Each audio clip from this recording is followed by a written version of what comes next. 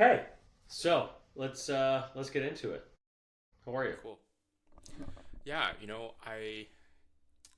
I find myself in the process of automating myself out of a job, and that scares me. It like keeps me up at night, but I can't stop building. It's like a necessity to keep going. So that's where I've been for the last 3 months. It's been a sprint. Tell me more about that. Tell me more about the sprint. Yeah, it's well, tactically it's very much using AI to develop sort of operating procedures. Hmm. And because of my proximity to the problem, to the clients, I see myself having a lot of opportunities like, oh, we got to build this today, we got to do that the next day. uh, and yeah, that's what scares me. It's like I feel replaceable almost. On some days I feel replaceable. What's what's replaceable? The work itself, the I think, I I know where you're getting at, and it's like, yes, I'm not replaceable. I'm but not getting at anything. I'm honestly curious. yeah, but the work itself, like the Mm, financial analysis, the financial statement preparation, now it's literally one click. And I used to toil away at that, like until midnight when I was a junior 10 years ago, right? So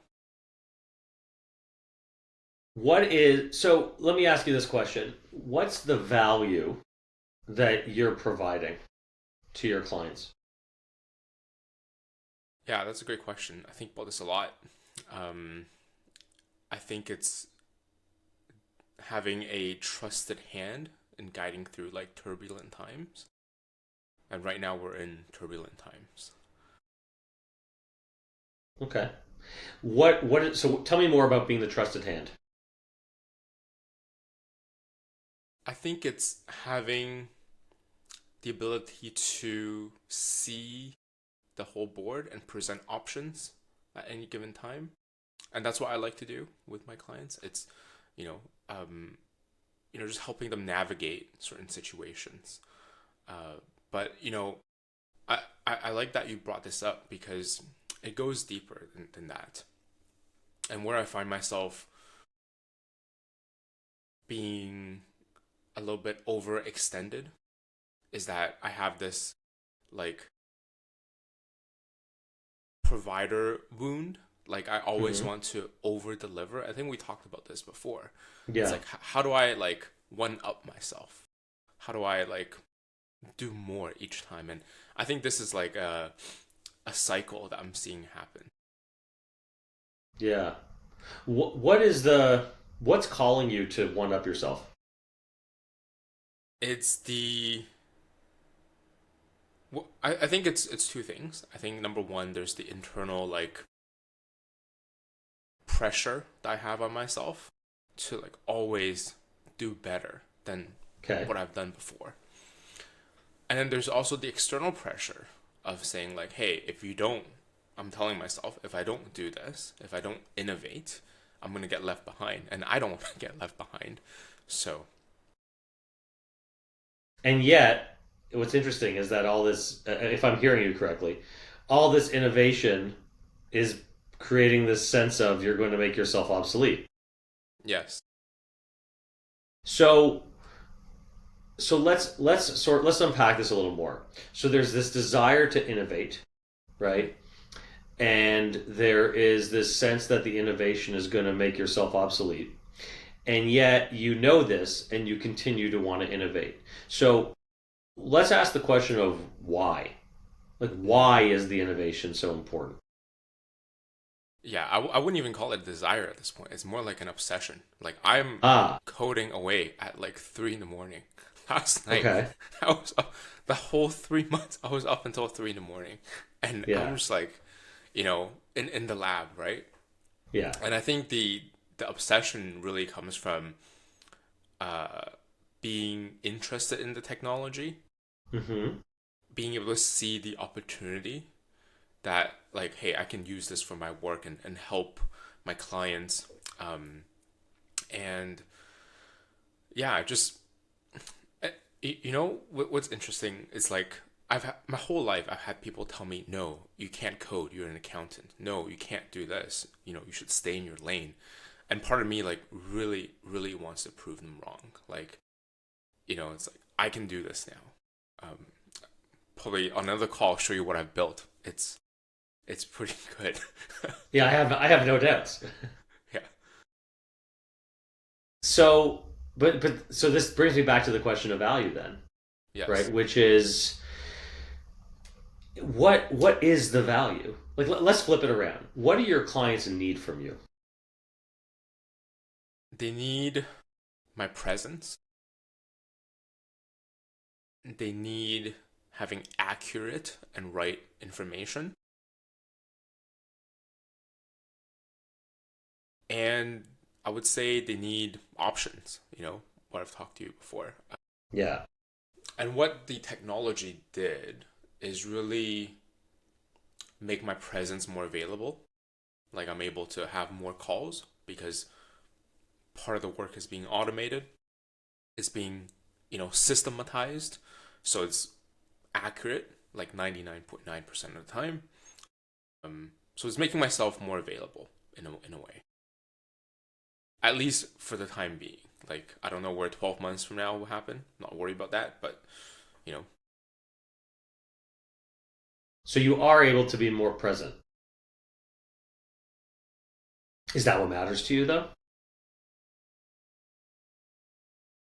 I'm not sure what matters to me at this point in this journey, Jordan. I think what I feel good about is that I'm having a lot of fun.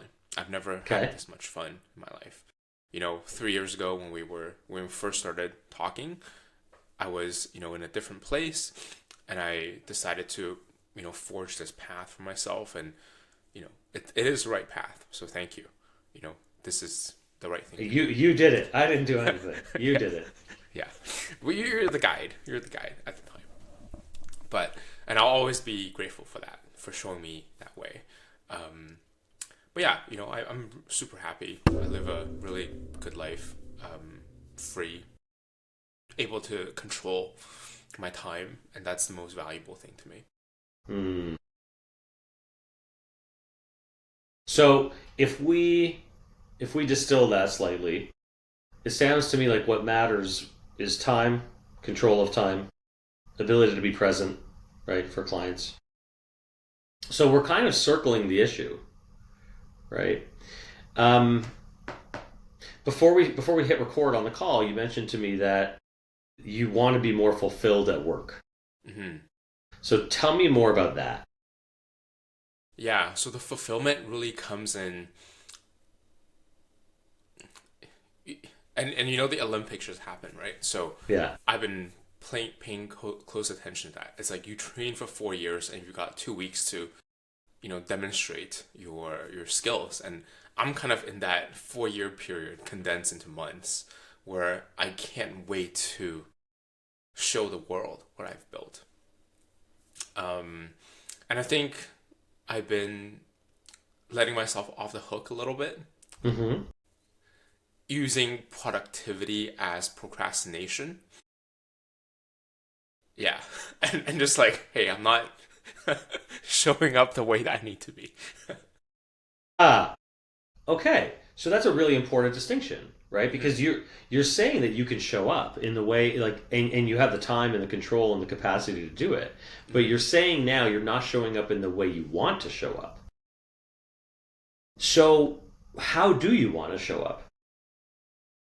Well, it's so easy to just like show up on the computer.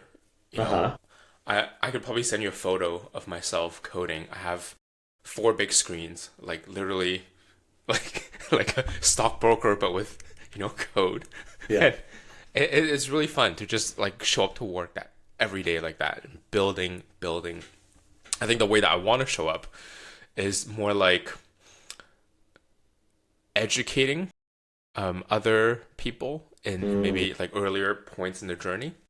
Mm-hmm. It's like, hey, I am not a technical person, but look what I've built. Here's my, framework. Um, And I know it's gonna do well. Like I have this innate belief that people will resonate. Um, I just haven't pushed myself over the ledge there because I've been addicted, obsessed with just building. Yeah. What's it going to take? Like, how are you going to know it's ready to launch? I don't think I'll ever be ready. I think that's the point. I think I just have to do it. So okay. So then, what are you waiting for? Like, what would stop you from hitting launch like right now? Nothing really. Nothing. I just need to pick this up and start making a video, and then I'm good to go. And that's might be something I do today. I don't know, like, man, this last few months, I've seen basically the first 10 years of my career, like, just vanish. Not the experiential part, but the Yeah. technical part. And, like, it's a little bit hard for me to adjust. I'm like, hey, I used to stay up until like 2 a.m., like, doing data entry. Now I'm doing this at scale with just myself in my office. So it's a little bit disorienting, to be honest with you. I don't know what's gonna happen if I just publish this. I don't think it'll matter too much because next week there will be something new. Um, yeah, I'm kind of justifying why I should do it today. Yeah, we you could do that, right? Like we could go through all the reasons why you should and how it's not going to go badly, and even if it does, so what, right? Um, but I mean, I what I would invite you to consider is going back to this question of how do you want to show up? Like, tell me how does Peter want to show up in respect of this project? I would love to just lead the charge. I would love to be the person that's showing people, this is the new way we work. Not in like a, you'll get left behind if you don't do this kind of way, but it's more like, hey, I want to help you navigate this new world because it's Mm-hmm. coming, whether or not, Mm-hmm. whether you like it or not. I like to be that, friendly, voice that says, hey, here's what I did. I spent hundreds of hours learning this on my own, and here's my, you know, framework. Mm-hmm. So how what's the most effective way to show? I've already done a little bit of this, which just through TikTok. They've done really well, TikTok and Instagram, posting social media, and I think that's gonna be the right way. Hmm. So you know how to do it, right? You know how you want to be. You know how you want to feel, I think. So again, I guess the question is what's stopping you? Yeah, I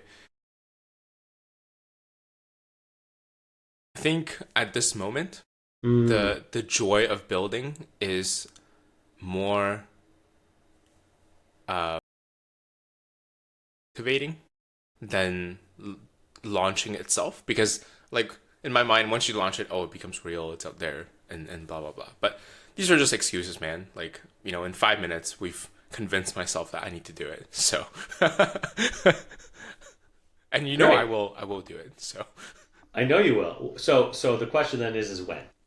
hmm hmm this week, this week. When this week? I would say probably tomorrow, probably tomorrow. What do you think? Probably tomorrow? Okay, tomorrow. I will make a video about this tomorrow. Okay. I will launch it to the world tomorrow. Okay. Okay. Okay. Okay. What's it like to say that out loud? It's liberating. It's a little bit scary, but Okay. it's like I know I need to do this. I've been like toiling away for 3 months. It's about time. Yeah, yeah. Are there two other people you could tell you're going to do this? Sure. Yeah. Absolutely. I've got a group. Okay. Okay. They'll hold me Oh, accountable. They'll okay. yeah, throw eggs at me and whatnot. I mean, I hope not, but No, not literally, but yeah, no, I know. Okay, good, good, good, good, good. That's excellent. So, having navigated that, right, and committing to taking the next step there, let's go back to this question of fulfillment. So, what else is feeling alive in your work, and what is feeling less than alive? yeah, that's a great question. I think what's alive is, all the technology that I've built, I've Yeah. already gave them to my clients like months ago, like, Okay. in February even. Um, and it was very well received, right? Like that part feels live. It's like, hey, something I built with my own like mind and it resonates. I'm getting paid for it. Is that ikigai? It's like, hey, it's hit all four circles, and that's what feels alive. And I think what doesn't feel alive but should is the it's navigating a new skill set in software development. There's just like things that you don't know what you don't know, right? So I've been obviously making a lot of mistakes and like a little bit hard on myself. Like, hey, why don't I just get this? I'm not a I need to understand this, and it's like learning the whole how do you build software from Yeah. nothing, right? So that doesn't feel alive right now. It's part of the learning pains, and it's a good contrast there. It's like whatever I built, I think is garbage, but other people think is great. And it's like, how do I reconcile that, and how do I just keep, you know, be less perfectionist? Yeah. Yeah, I'm sensing it's almost like you're Mm-hmm. waiting for this getting to this place, right, where it's going to be ideal, Mm-hmm. and then you can let go. I know. What could you let go of now?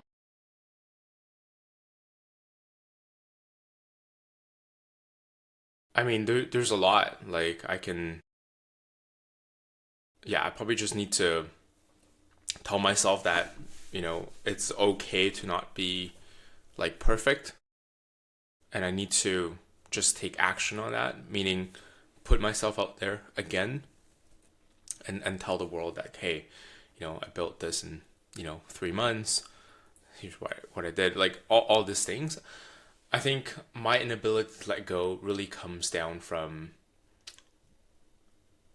a little bit of actually a lot of fear.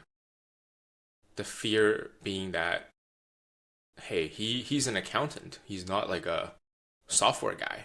And like what's he doing? Like, and whenever I try to contribute, to forums and ask questions, like they're like, get out of here. Like, just and for me, I just really, really want to prove them wrong. Like that's my biggest thing. It's like I want to be right and I want to prove them wrong. Yeah. Yeah. Are those the same thing? Not necessarily. I think there's a standard definition of right. It's like either it's 0 or 1, and then there's proving them to be wrong, which is emotional. Like it's because I've got my, you know, ego somewhere over here saying, "Hey, you have to do this." And I think the best thing I found, like the best decisions I've made in my career, have just been like egoless. Just been Mm, like, it doesn't matter what happens. I'm just gonna do it. And I don't like with this thing. It's so like existential. My whole identity, as you know, is like based on the work, like the accounting work, the finance, yeah. the experience. And now I'm gonna go out and tell people, hey, you can do it with a button. And like, what's my identity gonna be? I don't know. I'm scared. Yeah. It's scary. Hmm. So it's an interesting question because you're talking about becoming, and I don't know if there's an answer to this yet, but I'm going to ask the question anyway, which is, what are you becoming? I don't know exactly, But I do know that from years of therapy, I do know that my actions have to match my words. I can say the best words to you. I can say everything, but if I don't show up and follow up, then it means nothing. So Mm. I think that's what I've connected myself to is like, for the last 3 months, I've been a builder. Now, today or tomorrow, I'm going to be an educator. I'm going to go and share what I know. And I think, part of me has to accept that it's going to be okay. Whatever Yeah. happens. Yeah. Yeah. I'm not going to lose Yeah. clients overnight over this, right? I'm going to just go. Yeah. Yeah. I mean, I want, there's something I want to say, but I'm not going to say it because then I'd be telling you something, and I don't want to tell you anything.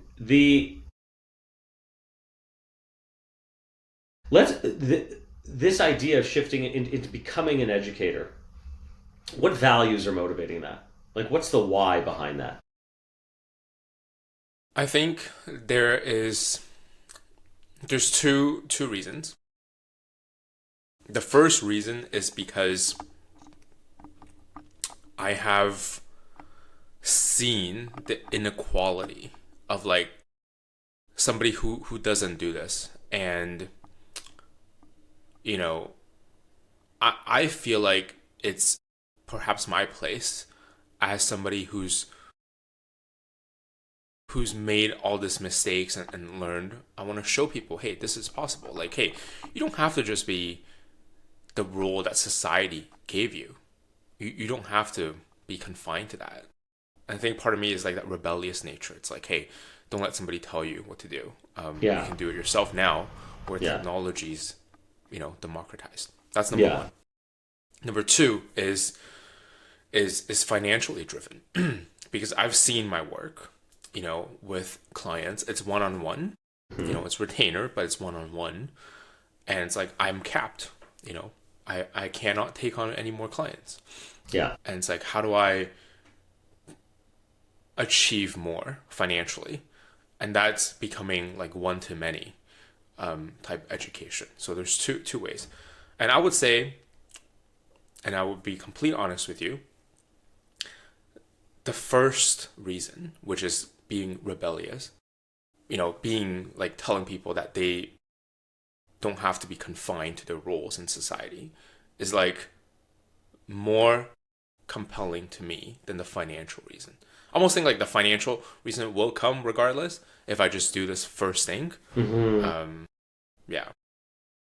You have something that you want to say. hmm I have something I want to say.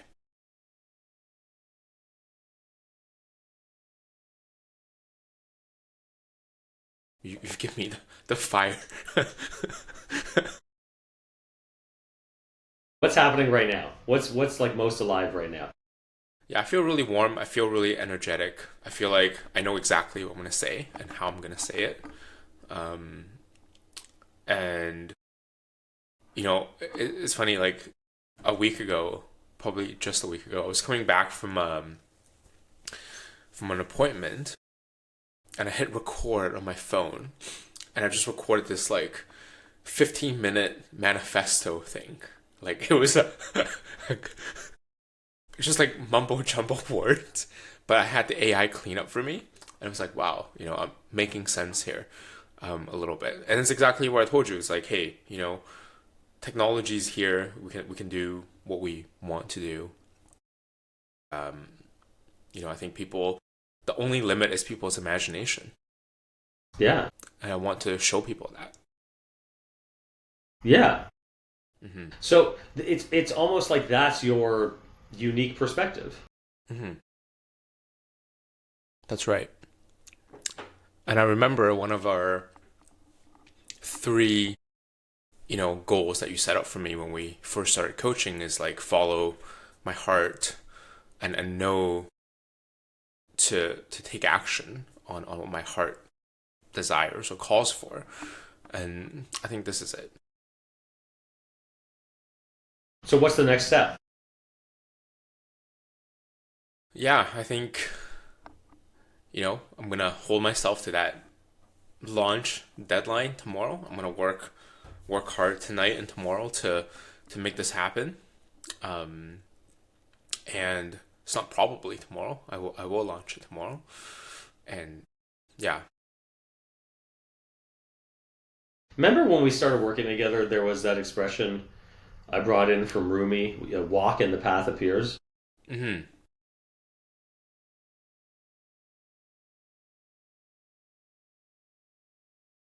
Yeah.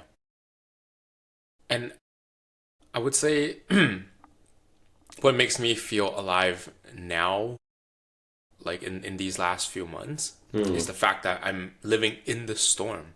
Like nobody knows like what's gonna happen, Yeah. And that's the best part about it. It's like Yeah. everybody's got their own, take, their own things. And I a little bit fall into the trap of comparison. Like you go on these forums, you see like what other people are building, you see what you're building. It's like, wow, I have so much to learn. This is a different world. This is not accounting 101 anymore. This is not journal entries. This is like different. And that's what makes me feel alive. It's like learning and being not perfect and trying to get there. Yeah. And if you were to speak to somebody who's, let's say, 5 years behind you, Hmm. what would you want to say to them? I would I would tell them that they need to that they should put more time into like experimenting and learning, and that having a full-time job, even though it's good foundation, it's not going to be like the end, right, for somebody. It's like they're going to have a job for the rest of life. I think a meaningful life, and maybe this is like controversial, is like you have to build something of your own. That's Mm-hmm. just my take from it. Mm-hmm. And that's how I would motivate or say to somebody who asked me for advice. In fact, I had this exact same conversation with somebody who did a cold outreach last week. Called Yeah. him Monday night at 7 p.m. and said he's a tax accountant. Told him, hey, you can learn all this stuff, but I think it's better if you just start creating now. He's 22, so he's 10 years younger than me. And yeah, like I wish I could be 22 and be in this situation. Well, yeah, but being 22, knowing what you know now. Exactly. Exactly. Yeah.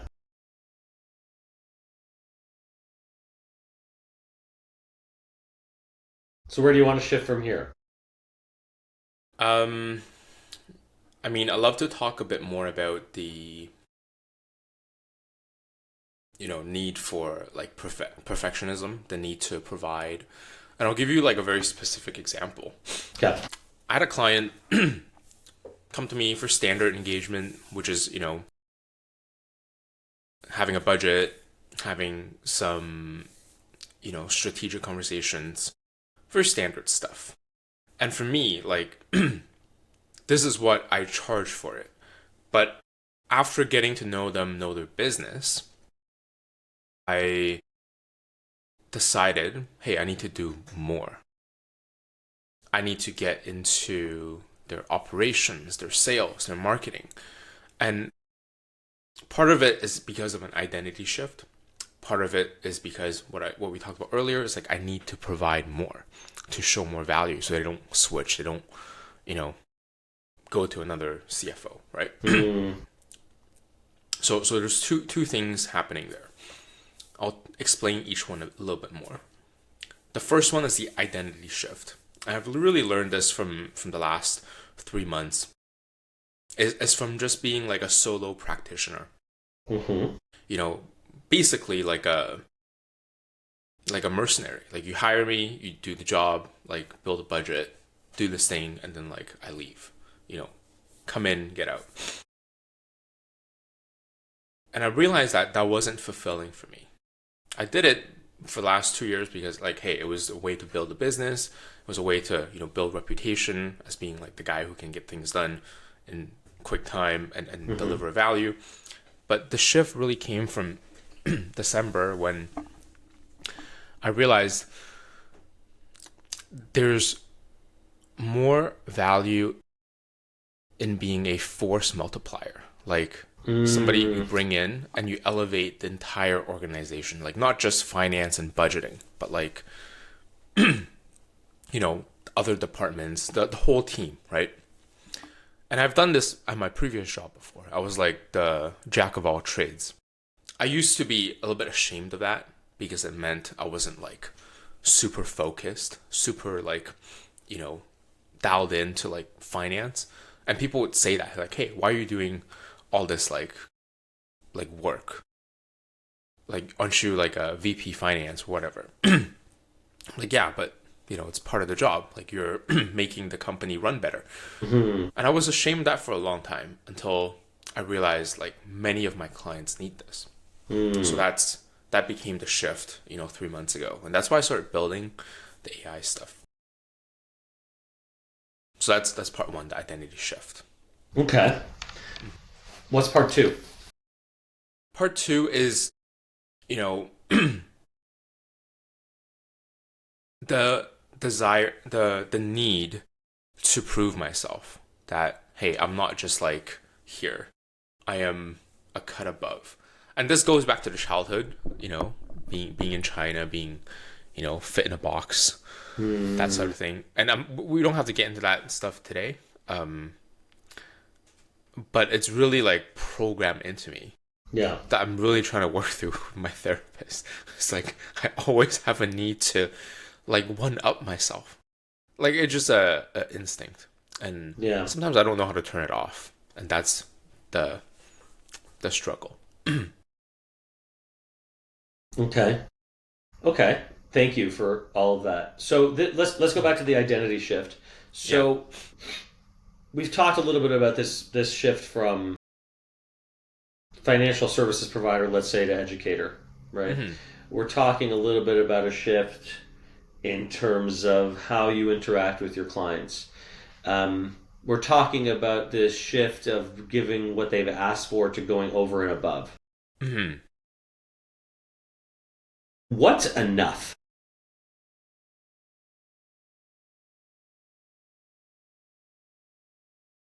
Well, by legal definition, what's enough is following the statement of work and just like hitting all the, check boxes. Mm-hmm. And that's just like being, accountable to Yeah. what I've signed, right? Yeah. So I do all that. And what's enough for me, Jordan, is like there's an itch somewhere. I don't know Yeah. where it is. Yeah. It's like I gotta do more. It's like I have to like this template is not good enough. Or like, hey, it took me 15 minutes to do it. I have to do it next month in 10. Hmm. It's like that desire to just like always improve because I feel like I'm not enough sometimes. It's my perception. I'm pretty sure like if you ask any of my clients, I'm the best CFO they've had. I have no doubt about that. Like I have people that have become my friends, people like in many walks of life, above me, like, you know, financially or whatever, like they would say I'm like a competent person. But for me, like I need to feel that I'm doing more each time to like, you know, get better, like inch away. I don't know. Yeah, it's hard to explain that itch, but it is there. Well, you said something interesting, and I'm wondering if we could sit with it for a bit, which is, you know, you feel like you're not enough. Hmm. What's going on there? Well, it goes back to the AI thing, right? It's like if an AI can do 80% of my job and Yeah. I'm just like, you know, the face and the voice and the delivery mechanism, then what is my value? Like, how do I stay ahead? How do I survive. Hmm. And my answer to that I've already told you is like the becoming educator, you know, changing my identity from a mercenary to a force multiplier, and doing these things. But those I would say are the tactics. It doesn't really fix how I feel. Yeah, I know. And if I could offer something else, it doesn't ask the question of how you make others feel. Hmm. So instead of, let me ask you this question.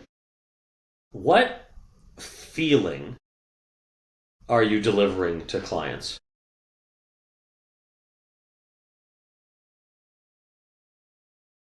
I would say it's a sense of clarity. Okay. I would say it's a sense of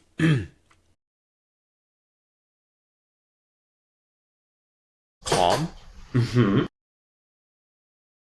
I actually get this comment a lot. It's like, "Hey, Peter, why are you so calm?" Mm, Like, and Jordan, obviously, there's a different situation I'm opening up here. Like when I'm working, my demeanor, things were different. yeah, of course.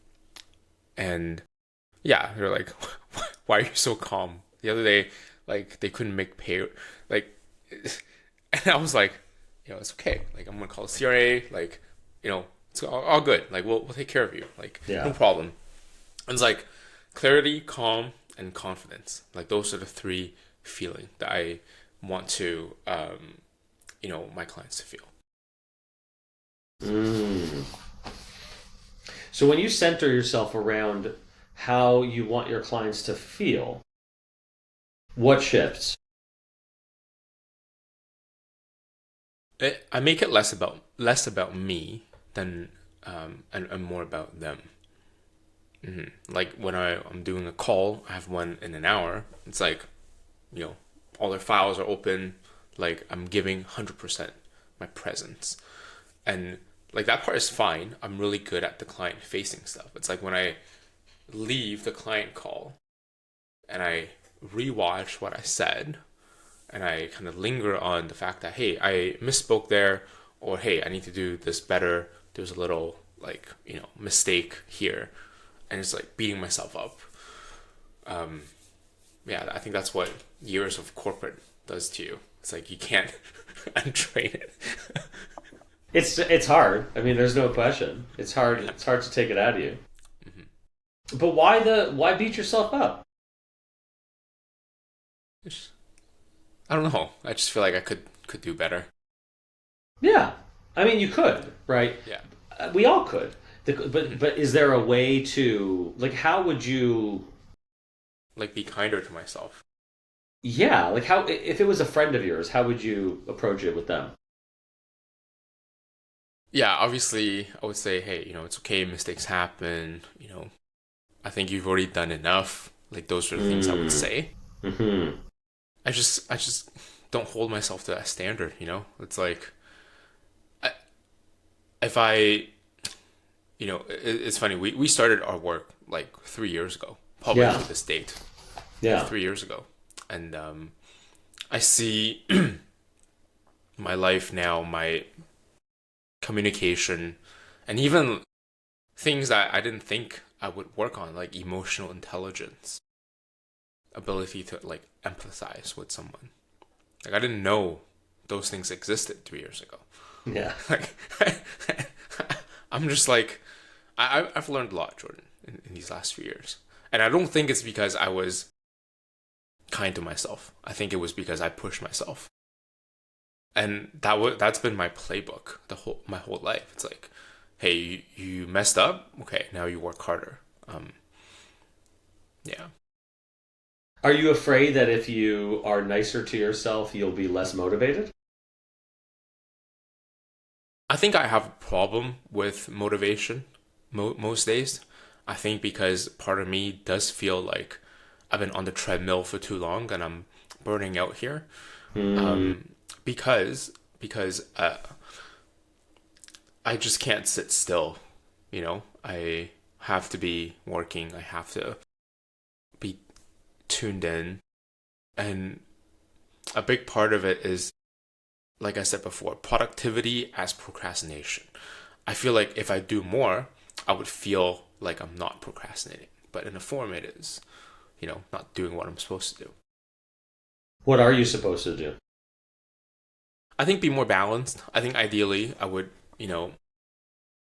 I would be a bit more balanced. But the issue is hard. Like I'm having so much fun, like building things like that. I think it's a transient time, I would say, right now. I've never experienced anything like this. I would say I've seen it compared to like the first time people got internet, you Hmm. know, this time, what it is now. The first time people, went on Facebook, social media, like in late 2010s or like 20 years ago. Yeah, I would like you're in the middle of it. And I feel like if I let myself go right now, if I just like take a breather, I think it'd still be here. I think it'll still be here. And maybe that's what I've realized in this call is I've been too hard on myself. Hmm. So how can you be kinder to yourself going forward?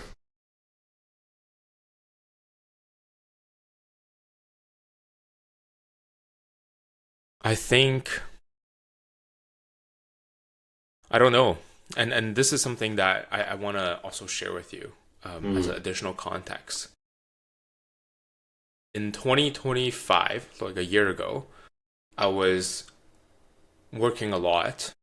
I was grossly overweight. I was like 210 pounds, man. I was a different person. I had a conversation with my doctor. They're like, hey, you need to make these changes. And I really took it to heart. And I went and I lost 40 pounds in a year. And I go to the gym every day, um, sometimes twice a day. And my body's like riddled with injuries. And I still go just because, like, I don't want to, be like that again. And that's also why I feel like I can't take the foot off the gas. It's like I know what happens when I do. So when you say, hey, can I be kinder to myself? I think this is my way of showing kindness to myself. Yeah, I mean, I hear that, but is that Mhm. true? Is it true? Like, can you be absolutely certain that if you skip a day at the gym, let's go crazier, skip a week at the gym, okay, that everything's just going to go back to how it was?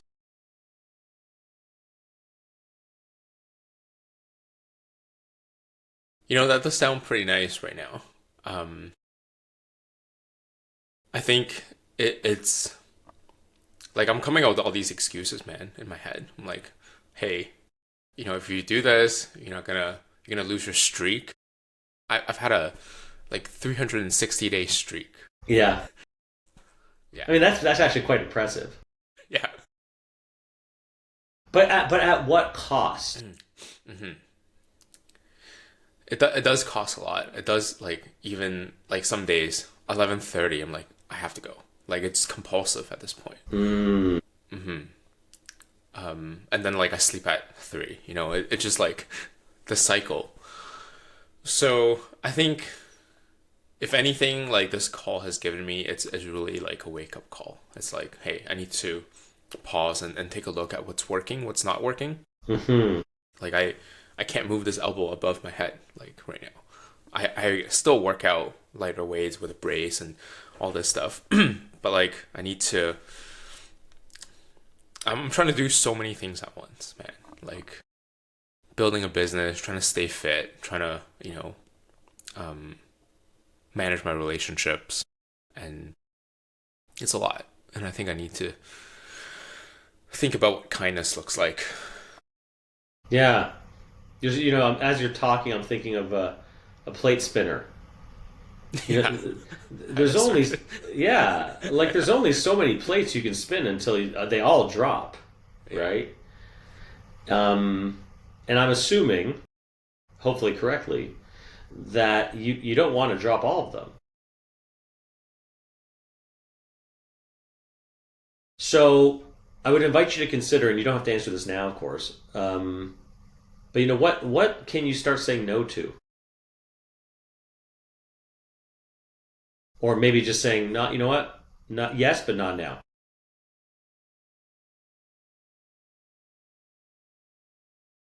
Yeah. There's a lot of things in my life I feel like I would benefit from reducing or removing.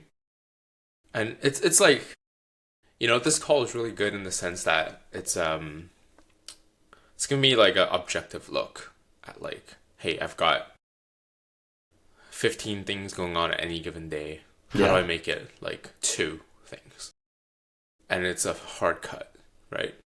yeah, Mhm. And yeah, over time, you just accumulate, and I think that's why, as people in with freedom, it's like you just kind of take on more and more until you can't carry so much. It's like pushing a boulder, and then the boulder gets bigger, and you're like, oh, I'm not even at the mountain, but I can't go yeah, anymore. Yeah. yeah, yeah. It's a funny thing. It's an interesting paradox. We we choose to work for ourselves for all the freedom it gives us, and then because of the freedom, we are free to take on a lot, and then of course suffer the consequences of that, and then reorient. Hmm. Yeah. Yeah, I just thought of like a crazy idea, like just now. Okay. I would probably maybe tomorrow after I publish my video, I'm gonna book a flight to Japan. I think that's what I need. I think it's a place of healing for me, as you know, and Hmm. I think that's at this point in my life. I think it'll be good for a week or two. I mean, that sounds fantastic. Yeah. That sounds great. Hmm. Saying that out loud, how does that feel? It's great. I just gotta maybe negotiate a little bit with my wife because she's not coming. It'll just be me. Yeah. And you know, I think it'll be fun. Yeah. And it's interesting, even as you said that, even as you expressed that idea as something to do, you noticeably you shifted. Yeah, it's just like something to look forward to. That's not work. That's not fitness obligations. It's just something for myself, and I Yeah. think it's it's a nice thing to do. Yeah. It is. It is. And I think you're asking the right question of, is this for myself? Right?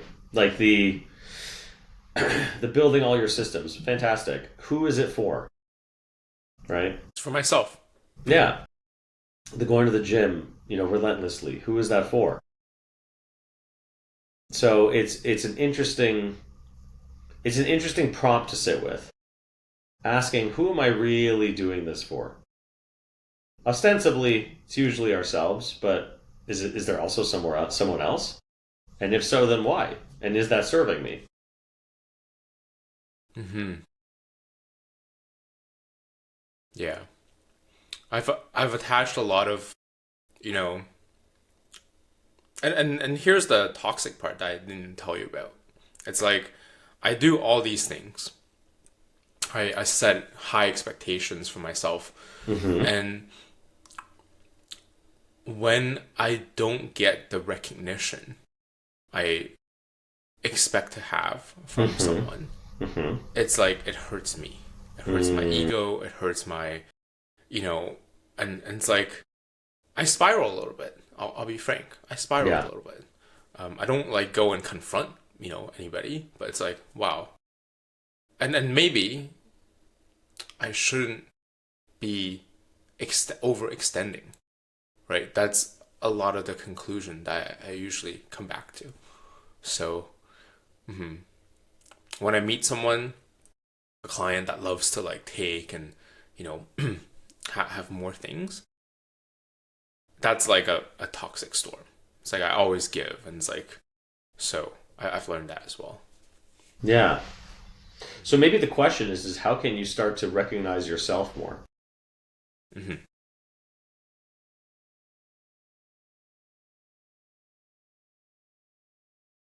and recognize your needs? Totally. I think that's a lot of the therapy work, a lot of the, you know, just journaling. Like I've been journaling every day, Okay. and that's been really helpful. Just like even jotting down like what I'm feeling at the moment. I Yeah. have a emotional wheel here that says like, "Hey, I'm feeling joy or disappointed or, you know, yeah, It's good. It's good, Peter. yeah, cool. Thanks for everything. I think I feel more clear after our conversation. Good. Good. I'm glad to hear that. There's one thing I'm going to send you. Hmm. It's a self-compassion exercise worksheet. It's from the work of Kristen Neff. So she's like a leading researcher in self-compassion. And it'll open up some pathways in terms of some of the things we spoke about today. So I'll That's flip good. I'll flip you a copy of that when we get off the call. Okay, Good. great. Good. Well, thanks, Peter.